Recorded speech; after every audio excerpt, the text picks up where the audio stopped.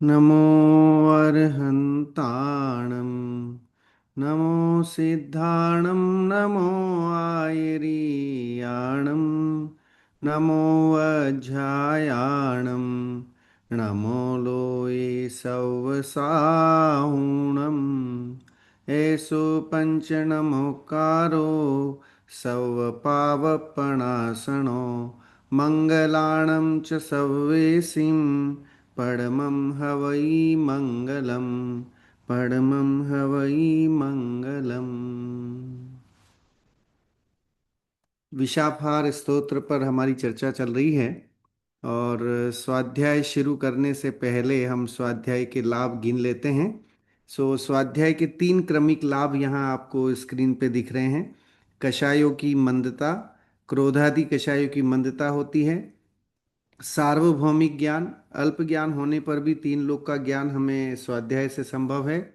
और अपूर्व आनंद की प्राप्ति स्वाध्याय के माध्यम से होती है।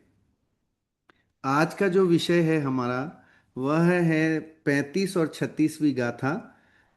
विशाखार स्तोत्र के बारे में जानना, भगवान की स्तुति का महत्व। अभी ये जो गाथाएं चल रही हैं वो भगवान की स्तुति के लिए हैं। और धनंजय धनंजय कवि जो हैं वो मानतुंग आचार्य से प्रेरित थे।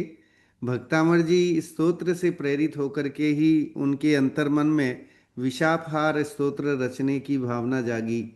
और उसका फल ये हुआ कि उन्होंने दोनों भक्तियों का सामंजस्य किया, व्यवहार भक्ति और निश्चय भक्ति। ये ग्रंथ अद्भुत ग्रंथ है। इसे ग्रंथ भी कहें या स्तोत्र कहें, अद्भुत स्तोत्र है कि इसमें व्यवहार भक्ति और निश्चय भक्ति का सामंजस्य हमें देखने को मिलता है। और उसके क्या फायदे हैं उसकी चर्चा भी अपन ने की। अब यहाँ पर आज का जो हमारा विषय है 35 और 36वें श्लोक की। सो 35वें श्लोक पर चलते हैं। श्लोक पढ़ते हैं। अगाधमन्येर्मनसाप्यलङ्घ्यं निष्किञ्चिनं प्रार्थिमर्थमद्भिः विश्वस्य पारं तमद्रष्टपारं पतिं जिनानां शरणं व्रजामि। थाह नहीं है प्रभो आपकी, मन से भी हो आप अलंग। निष्किंचित हो तो भी पूरो, याचक जन की आस असंग।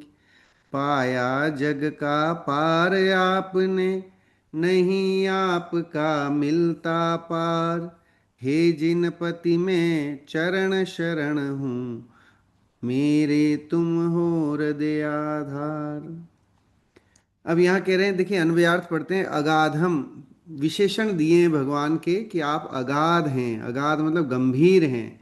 भगवान का स्वरूप कैसा है कि गंभीर हैं। मनसा अपि अलंघ्यम, मन से भी आपको चिंतित नहीं किया जा सकता, आपका चिंतन नहीं किया जा सकता। आप अलंघ्य हैं, है ना। आपको लांघना संभव नहीं है, आपके गुणों का वर्णन करना संभव नहीं है, आपकी स्तुति मन से संभव नहीं है। निष्किंचनम, निर्धन होने पर नहीं, मतलब कुछ नहीं होने पर नहीं। निष्किंचन क्यों कहा? कि उनके पास कोई भी परिग्रह लेश मात्र नहीं रहा। तो भगवान के पास कुछ नहीं है। तो हमारे यहाँ भगवान कैसे हैं? वीतरागी हैं, सर्वज्ञ हैं, हितोपदेशी हैं।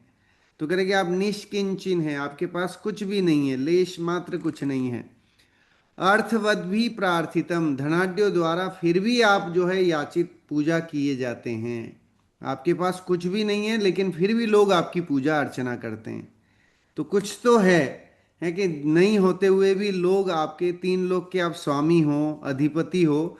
तो कुछ तो ऐसा है कि जिसके कारण धनपति, बड़े बड़े देव, है ना, सौधर्म इंद्र आदि आकर के आपके नतमस्तक होते हैं। भक्तामर जी के पहले श्लोक में यही ले ना, भक्तामर प्रणत मौलिमणि प्रभाणाम। है ना, देवों की जो मणियां हैं वो हे भगवान आपके चरणों से जगजगायमान हो रही हैं। भगवान का वैभव, भगवान का समझ लीजिए कि ऑरा ऐसा है कि उनके चरणों में देवगण अगर झुक जाएं तो उनके माथे की मुकुट, है ना, मुकुट की मणियां जगजगायमान हो जाती हैं। भक्त अमर, भक्तामर लिखा ना, अमर मतलब देव होता है। तो देवों का पर्यायवाची शब्द है अमर। तो भक्तामर प्रणत मौलि मणि प्रभाणाम। तो आपके जो ये मणियां हैं वो भी प्रभावित हो जाती हैं, चकचकायमान हो जाती हैं भगवान के दर्शन लाभ से, उनके चरणों के स्पर्श मात्र से। अदृष्ट पारम, जिनका कोई पार नहीं लगा सकता है भगवान के, जैसे इससे पहले भी कह के आए, भगवान के गुणों को जिह्वा से वर्णन करना अशक्य है, संभव नहीं है। इतने अगाध गुण हैं कि उन गुणों का वर्णन करना संभव नहीं है। फिर भी जो है वो धनंजय कवि और मानतुंग आचार्य अपने आप को असमर्थ पाते हुए भी कहते हैं कि हम दुष्चेष्टा कर रहे हैं, है ना, हम ये अथक प्रयास कर रहे हैं कि हम आपके गुणों का बखान कर सकें। इसलिए देखिए भक्तामर जी स्तोत्र में छठा नाम का है, हाँ 6 नंबर का। अल्पश्रुतम श्रुतवताम परिहास धाम त्वद्भक्ति रेव मुखरी कुरुते बलान्माम। यत् कोकिल किल मधो मधुरम विरोति तच्चारु चाम्र कलिका निकरेक हेतु।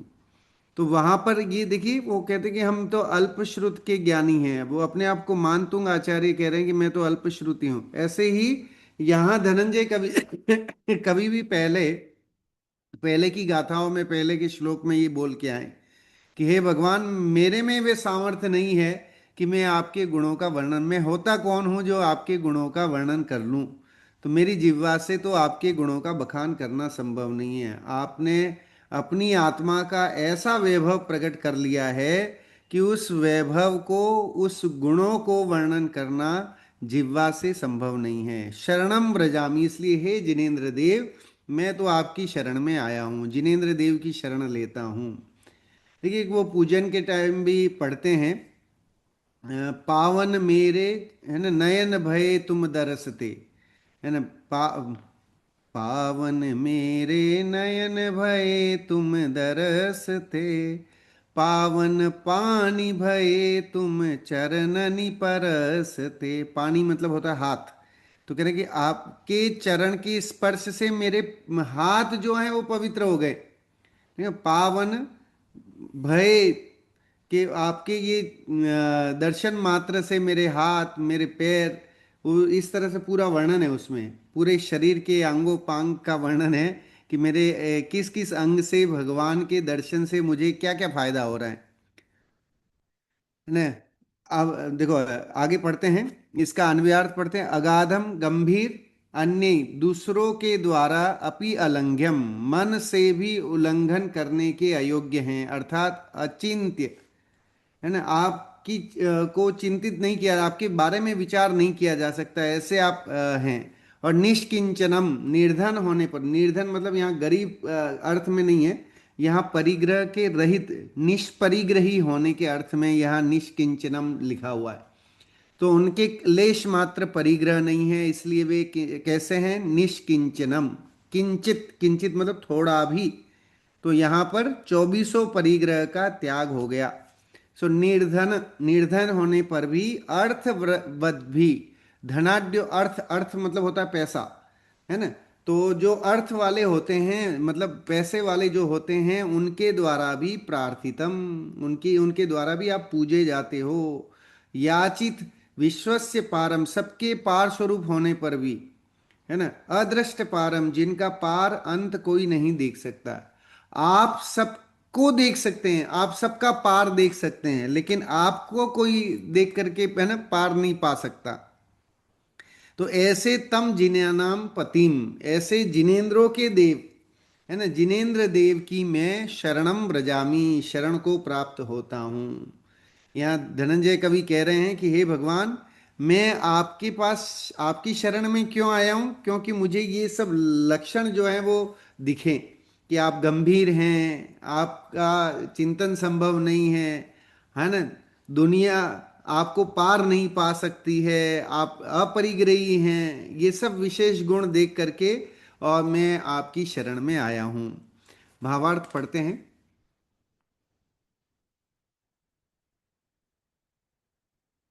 हे भगवान, आप बहुत ही गंभीर धैर्यवान हैं, आपका कोई मन से भी चिंतन नहीं कर सकता। है ना, कोई मन से भी आपका चिंतन करने में असमर्थ है, क्योंकि पूरे गुणों का बखान नहीं हो सकता। जितना हम बोलते हैं, स्तुति आदि करते हैं, वो तो अंशांश है भगवान के गुणों का, लेकिन भगवान के जो गुण हैं उन गुणों का हम जो है वर्णन नहीं कर सकते। यद्यपि आपके पास देने के लिए कुछ भी नहीं है, तो भी धनिक लोग, याचक वर्ग आपसे याचना करते हैं। आप सबके पार को जानते हैं, मतलब सबकी भूत भविष्यत वर्तमान को जानते हैं। दुनिया में ऐसी कोई चीज नहीं है जिसको वो, है ना, उनके ज्ञान में नहीं झलकता है। कोई ऐसा स्थान नहीं है जो उनके ज्ञान में नहीं दिखता है। वर्तमान, है ना, भूत भविष्यत, सारे काल, सारे लोक, सब कुछ। पर आपके पार को कोई नहीं जान सकता। आप कितने सुखी हैं उसको, है ना, बखान करना वो संभव नहीं है। और आप जगत के जीवों के पति रक्षक हैं, है ना, ऐसा सोचकर मैं भी आपकी शरण में आया हूं कि हे भगवान, आप जगत के जीवों के रक्षक हैं, है ना, आप पतित पावन हैं, तो इस कारण से मैं आपकी शरण में आया हूं। देखिए, ये परंपरा रही है भक्त और भगवान की स्तुति या भक्ति, जिसे अपन बोलते हैं स्तोत्र, मतलब स्तुति परक वो है। तो स्तुति में जनरली ये होता है कि भक्त अपने आप को पामर पतित इस तरह से अभिव्यक्त करता है, और सामने जो माई लॉर्ड हैं, जो ईश्वर हैं, जो भगवान हैं, उन्हें सर्वस्व मानता है। वो होना भी चाहिए। अगर हम मैं आपसे पूछूं कि आपकी दृष्टि में भगवान कैसा होना चाहिए, है ना, आप किसे भगवान मानोगे? ऐसे क्या लक्षण होने चाहिए? आप अपने दिल पे हाथ रख के सोचिएगा कि भगवान अगर मैं किसी को मानूं तो उसमें क्या चीजें होनी चाहिए। जो जिनवाणी में बताया है उससे अतिरिक्त कुछ ऐसी चीज आप वांछा रखते हो कि ऐसा मेरा भगवान होना चाहिए, है ना। कभी हम ये सोचते नहीं है कि मेरा भगवान कैसा होना चाहिए।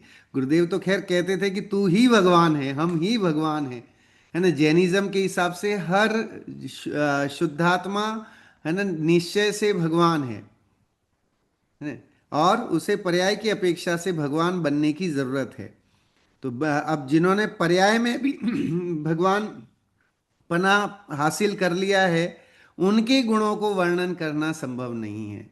इवन जिनवाणी में आत्मा के गुण कितने हैं उनको भी, है ना, शब्दों में ढालना संभव नहीं है, क्योंकि आत्मा अपने आप में सदा काल जो है वो पवित्र ही है।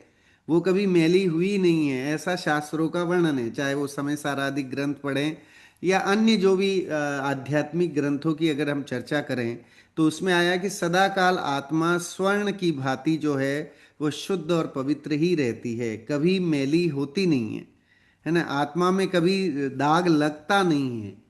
आत्मा का संयोग संबंध बनता है तो पर्याय मिलती हैं, है ना, और वो पर्यायों के साथ शरीर और आत्मा का संयोग रहता है संबंध। तो उस कारण से वो अनेक अनेक पर्यायों में, अनेक अनेक गतियों में जो है वो भ्रमण करता है।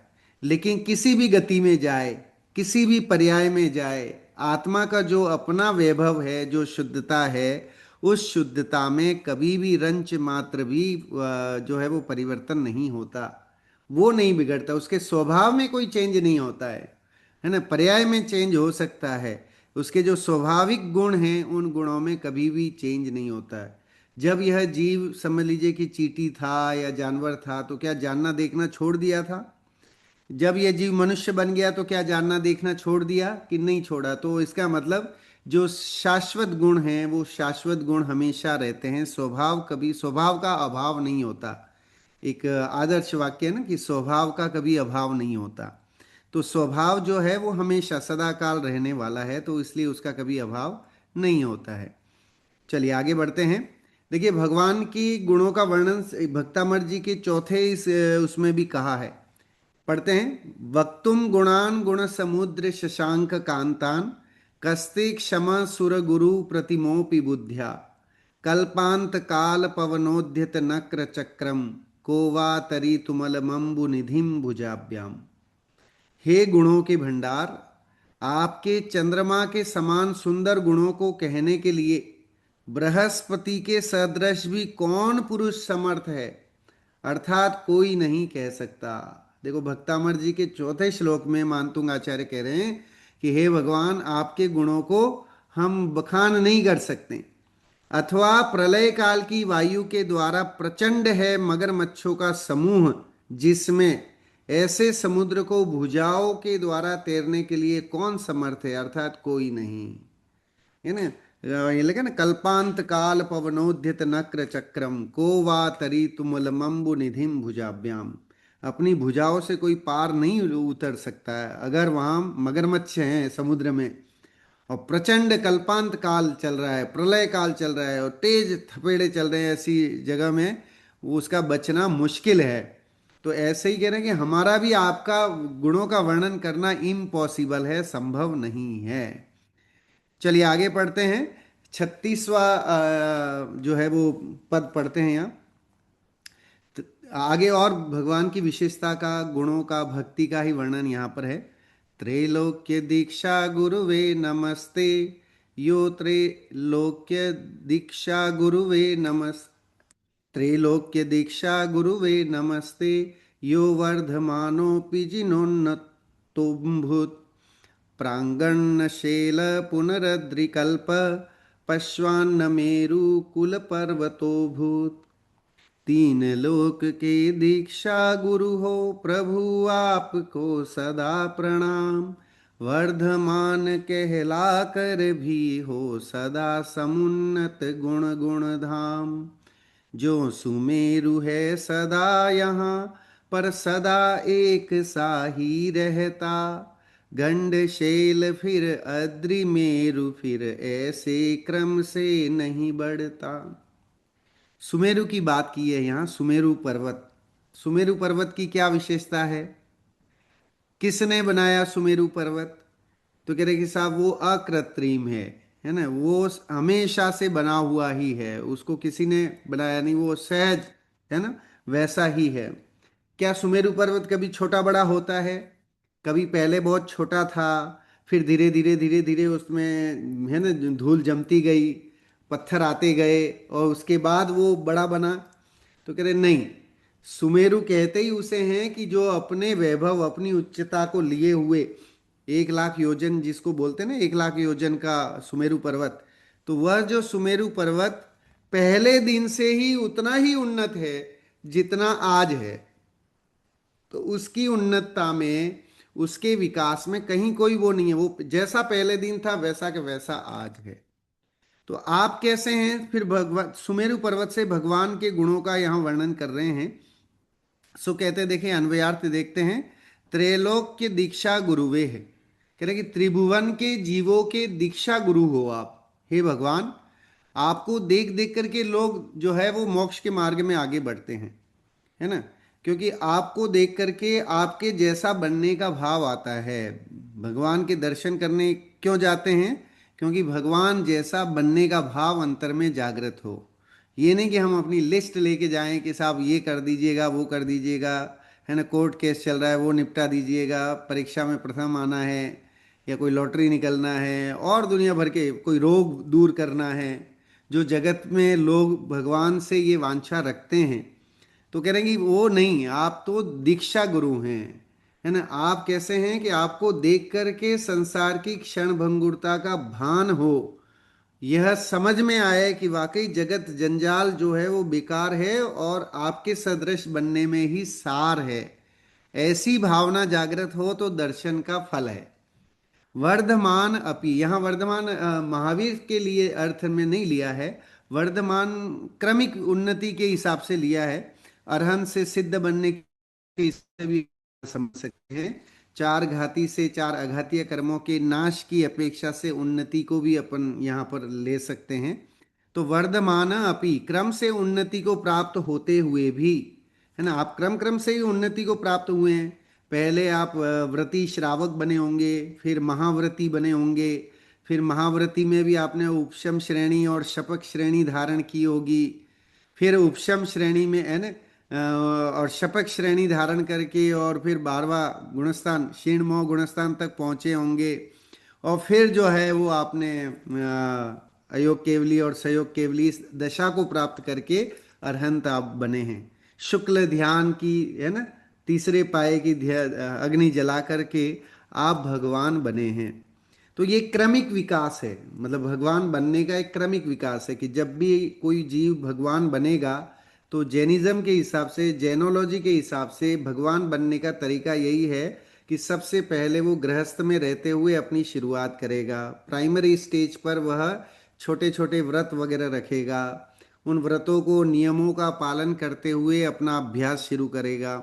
फिर जब वो उसमें एक्सपर्ट हो जाएगा देन वो महाव्रत लेगा। महाव्रत को निरतिचार पालन करेगा 28 मूल गुणों का, और साथ में आत्मा की स्थिरता को बढ़ाएगा।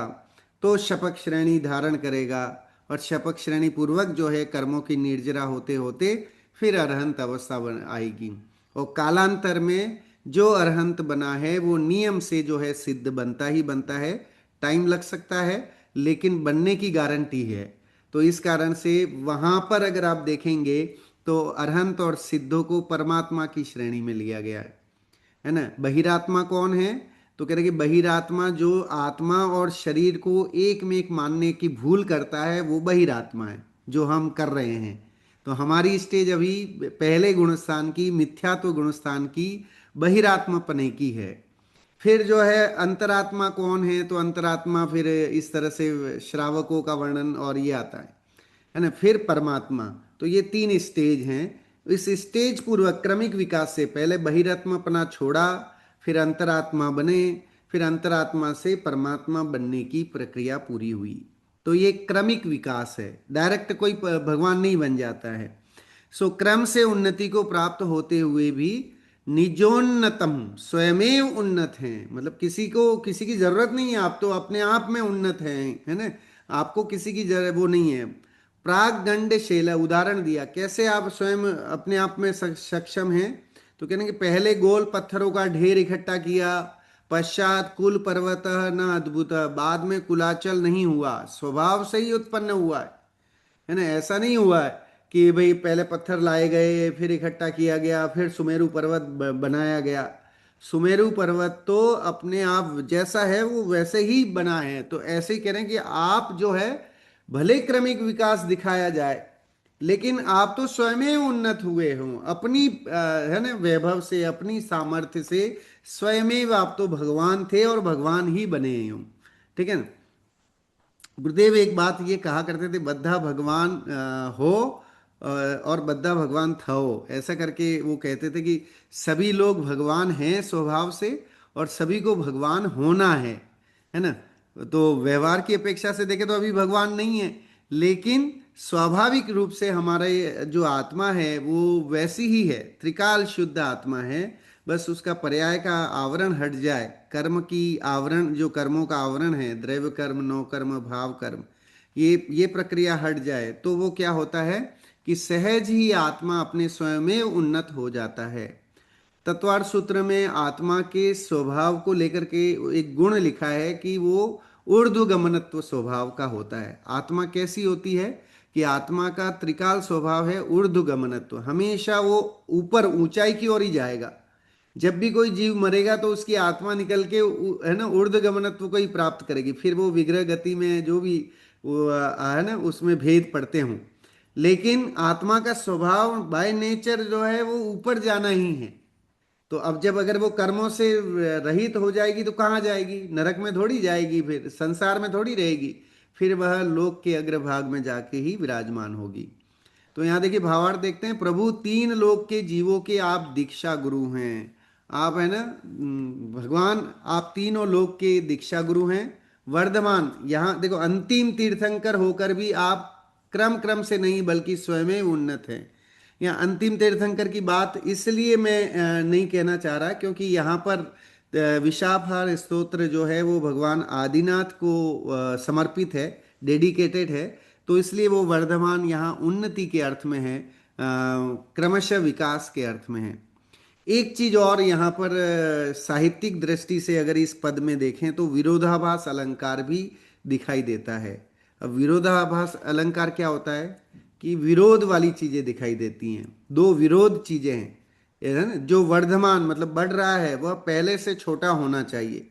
आप भगवान को वर्धमान कह रहे हैं तो इसका मतलब वो पहले से छोटे थे फिर वो बढ़े, तो वो तो संभव नहीं है। लेकिन कह रहे कि आप स्वयं उन्नत हो, तो अपने आप में उन्नत है तो फिर वो छोटे कैसे हो सकते हैं? तो ये एक विरोधाभास है। फिर क्रमिक उन्नति में देखिए, पहले शिखर बनता है, कोई पहाड़ बनता है, तो पहाड़ कैसे बनता है? पत्थर, छोटे छोटे पत्थर मिलेंगे, फिर बड़े मिलेंगे, फिर और बड़ा होगा, फिर इस तरह से वो विशाल पर्वत बनेगा। इस तरह का जो है सिस्टम होता है। लेकिन यहाँ पर कह रहे हैं कि वो क्रमिक विकास वो व्यवहार की अपेक्षा से ठीक है, लेकिन आप तो स्वयं उन्नत हो, हे भगवान, आप स्वयं उन्नत हो। देखो परिहार लिखा ना, भगवान वर्धमान मेरु पर्वत के समान हैं। मेरु पर्वत कभी पत्थरों के ढेर से धीरे धीरे पहाड़ नहीं बना, वह हमेशा से ही सर्वोच्च और पूर्ण रहा है ना। आप ये नहीं कह सकते हैं कि भाई सदियों पहले मेरु पर्वत तो छोटा सा पर्वत था, अब जो है वो जा करके और इतना बड़ा बन गया, या सदियों पहले मेरु पर्वत बहुत ऊंचा 1 लाख योजन वाला था, लेकिन अब जा करके छोटा हो गया है। इस तरह से हम नहीं सकते हैं।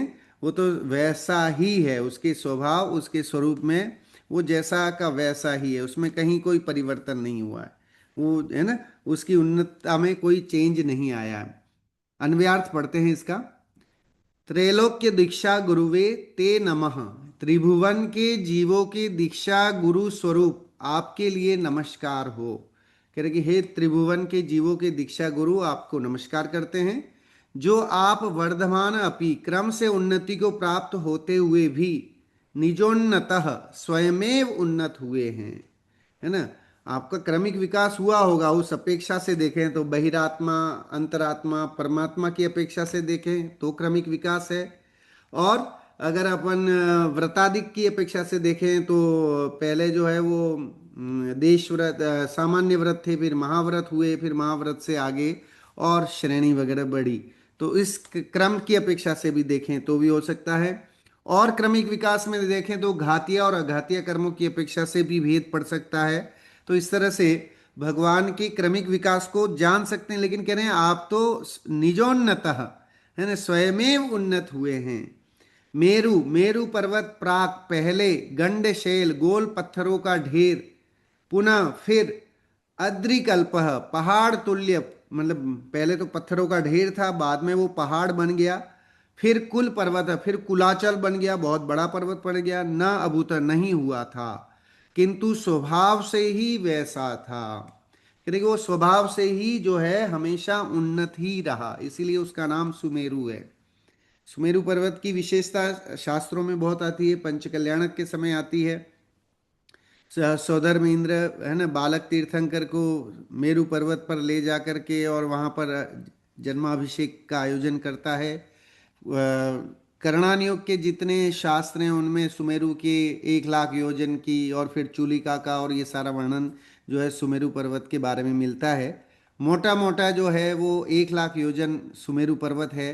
उसके उसकी सम्मिलित सुंदरता या उसकी स्थिरता, उसकी भव्यता, इसकी चर्चा जो है वो शास्त्रों में, प्रथमान योग के पुराणों में और इसमें भी जो है वो मिलती है। और इसी कारण से कहा कि वो सदा काल हमेशा अपने स्वभाव, जैसा स्वभाव है वो वैसा ही रहा। तो ऐसे ही करें, हे भगवान, आपका भी जो स्वभाव है वो आप स्वयं उन्नत हुए हैं, है ना। आपने अपनी अन्वेषण खुद किए, अपनी खोज खुद की है, तो आप भगवान बने। देखिए, जीव भगवान कब बनता है? नर से नारायण बनने की प्रक्रिया में सिर्फ इतना सा काम है कि हर जीव अपने स्वयं को अन्वेषण करे।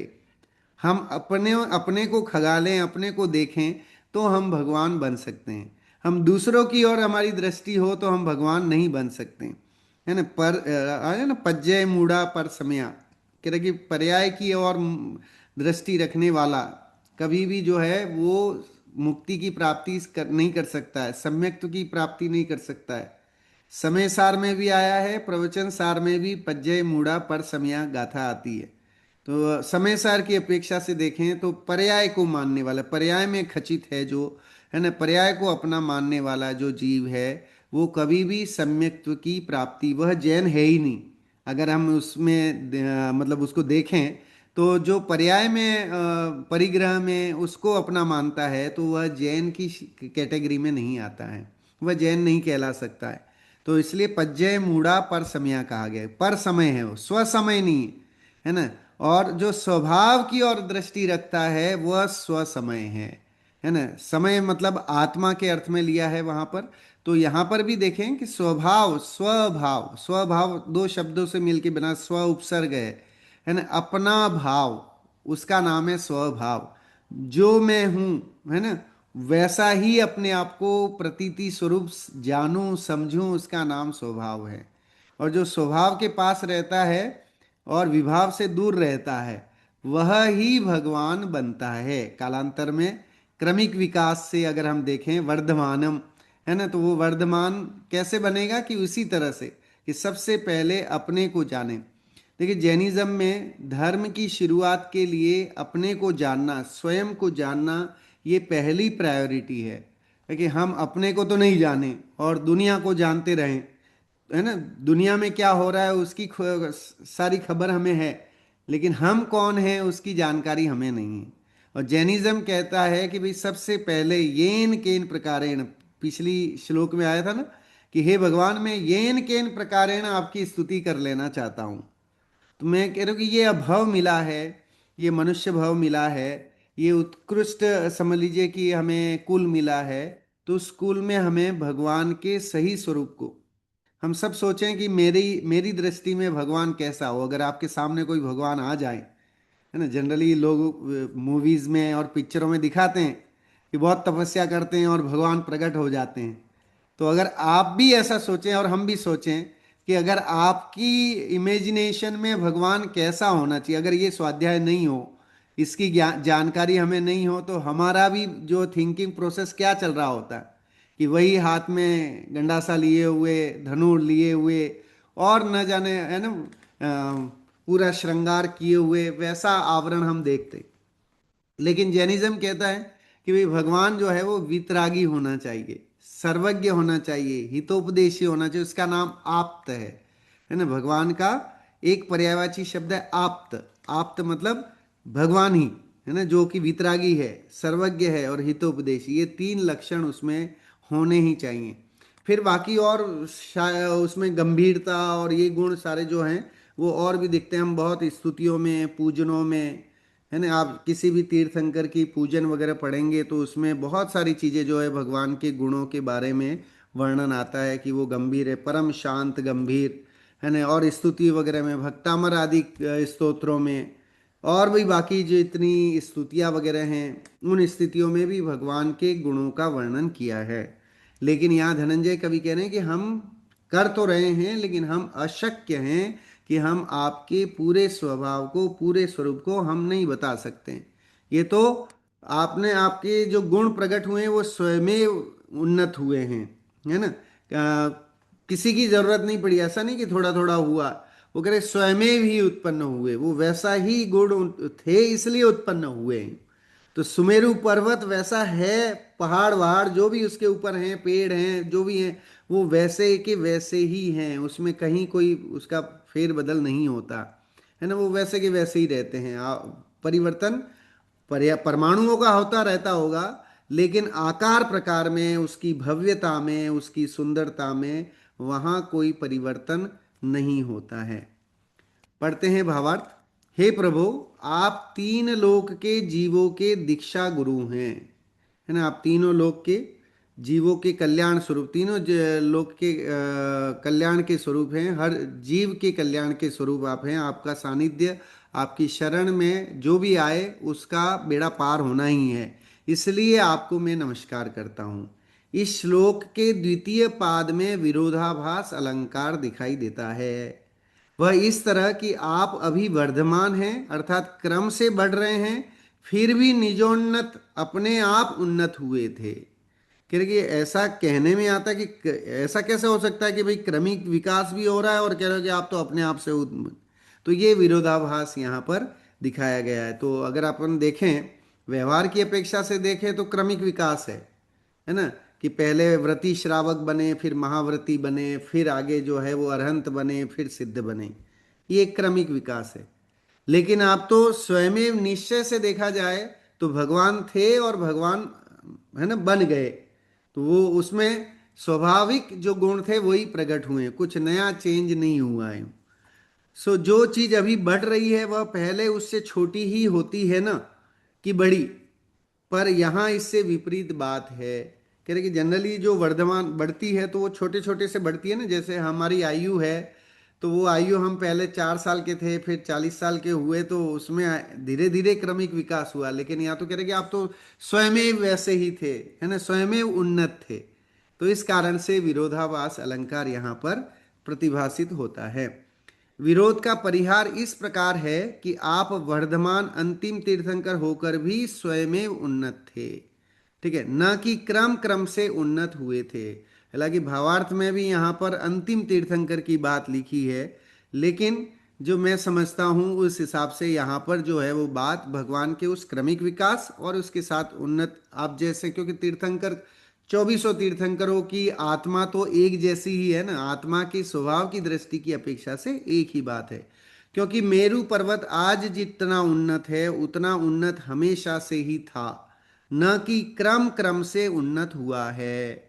ऐसा नहीं हुआ कि पहले थोड़ा था, फिर है ना, फिर 50 लाख योजन हुआ, अपने 50,000 योजन हुआ, फिर 75 हुआ, फिर 1 लाख योजन हुआ, फिर ऊपर चूलिका हुई। ऐसा धीरे धीरे नहीं हुआ। वो कह रहे कि पहले ही दिन से, अनादिकाल से जो है वो सुमेरु पर्वत वहीं स्थित है जहाँ है वो, और अपने उतने ही भव्यता को लिए हुए है वो, है ना। यहाँ वर्धमान पद श्लिष्ट है, उस क्रमिक को दिखाने के लिए है। लेकिन कह रहे कि भगवान आप तो अपने स्वभाव से स्वयं उन्नत हुए हैं। आपने अपनी आत्मा का आश्रय लेकर के आपने यह अवस्था प्राप्त की है। तो जो जीव आपके जैसा बनना चाहे उसे क्या करना चाहिए? तो कह रहे कि जो जीव आपके जैसा बनना चाहता है उसे भी अपनी आत्मा की भव्यता, सहज उन्नति उसको करनी है ना। पर्याय की उन्नति नहीं करनी है। पर्याय जैसी बने, जो बने वो बनती रहेगी, लेकिन स्वाभाविक गुणों को जो है वो हमें उन्नत करना है, अपनी आत्मा के गुणों को विकसित करना है। देखिए, आध्यात्मिक होने का मतलब सिर्फ हम पाठ कर लें, समझ लें, इसका नाम आध्यात्मिकता नहीं है ना। आत्मचिंतन होना बहुत जरूरी है, उसका नाम आध्यात्मिकता है। कि हम पढ़ें सुने तो उसको साथ साथ में वो चिंतन भी करें कि मैं शुद्धात्मा हूँ, है ना, मैं ज्ञान दर्शन स्वभावी हूँ, है ना। वो आता है ना स्तुति, हूँ स्वतंत्र निश्चल निष्काम ज्ञाता दृष्टा आत्म राम। तो कह रहे मैं हूँ कैसा हूँ? कि स्वतंत्र हूँ, निश्चल हूँ, निष्काम हूँ, ज्ञाता हूँ, दृष्टा हूँ। इस तरह का जो है वो चिंतन चले तो वो आध्यात्मिकता बढ़ती है। इन्हें आत्मा के स्वरूप की ख्याल आता है, स्वभाव में टिकने का आनंद आता है। तब आए जब ये चीज़ें हमें समझ में आए, भगवान के उस स्वरूप को समझें कि जितने 2400 तीर्थंकर हैं वे तीर्थंकर नासाग्र दृष्टि लिए हुए विराजमान हैं।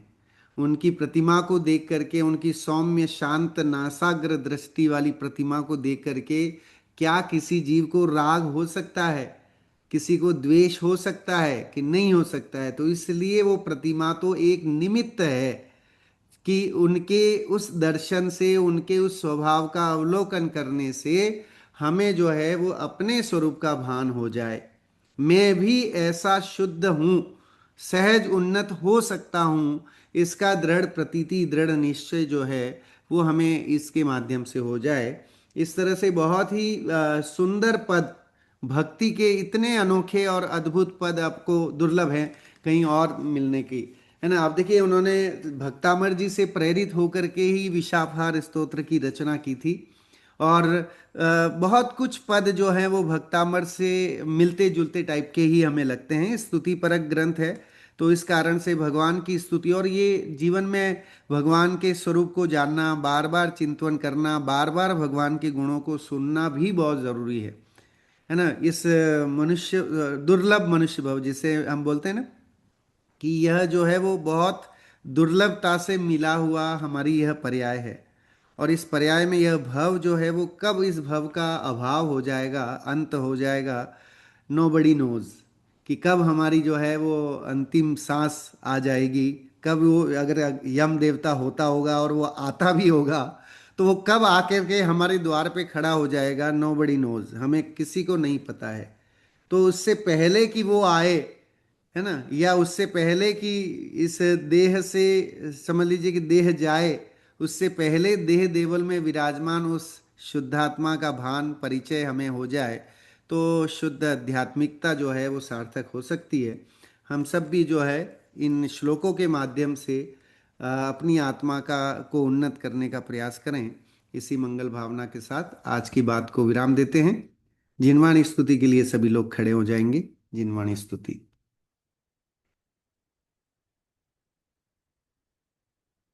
मिथ्यातम नाश वे को ज्ञान के प्रकाश वे को आपा पर भास वे को भानु सी बखानी है।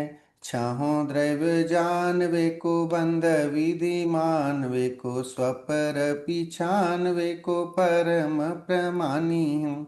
अनुभव बताए वे को जीव के जताए वे को काहू न सताए वे को भव्य उर आनी है।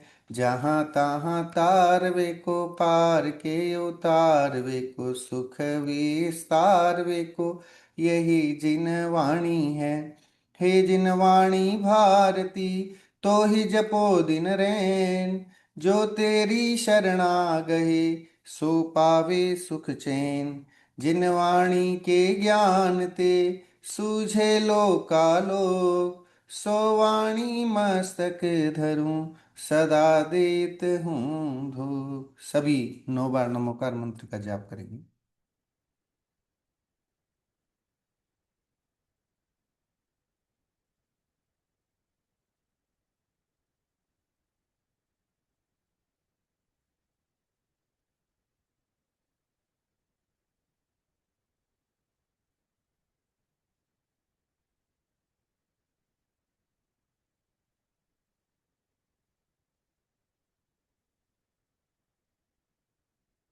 बोलिए द्वादशांग जिनवाणी मात की जय हो।